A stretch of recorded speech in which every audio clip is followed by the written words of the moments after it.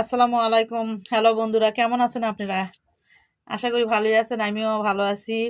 তো আজকে আপনাদের দেখাবো বোয়াল মাছ রান্না করা দেখাবো। কেমন করে রান্না করি আপনাদের দেখাবো, সঙ্গেই থাকুন। এই যে তেল ঢেলে দিলাম, তেজপাতা দিলাম, পেঁয়াজ দিয়ে নিলাম।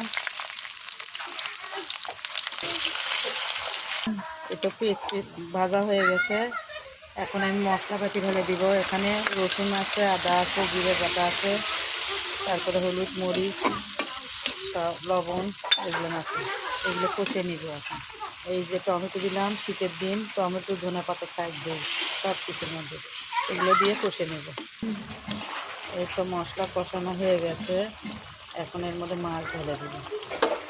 মাছ, বোল মাছ আমরা বগুড়োর শোল, পুঁটি মাছ মারবে যে ধরে আনি বোল, আমরা বগুড়োর শোল। বোল মাছ কখনো খাইনি ভাই আপারা, আজকে আমি খাবো। আমার বুদ্ধি বয়সে তো খাইনি।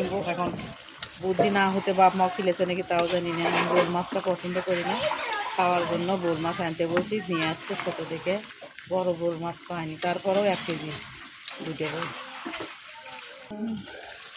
এই তো মাছে দিয়ে মাছ কষানো হচ্ছে।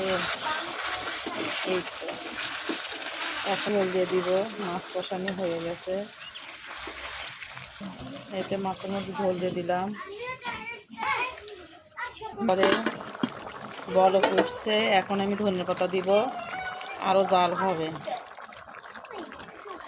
এই তো ধনেপাতাটা হয়েছে, এখন ঢাকা।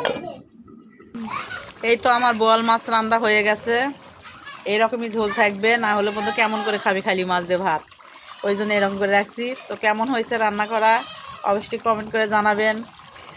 তো আমি তো রান্না করতে পারি না, তারপরেও যেভাবে রান্না করতে পারি সেইভাবে রান্না করা দেখাই, কিছু মনে করেন না। তো ভালো থাকবেন, দোয়া করবেন আমার জন্য, আপনাদের জন্য দোয়া করে আপনারা ভালো থাকেন। আসসালামু আলাইকুম, খোদা হাফেজ।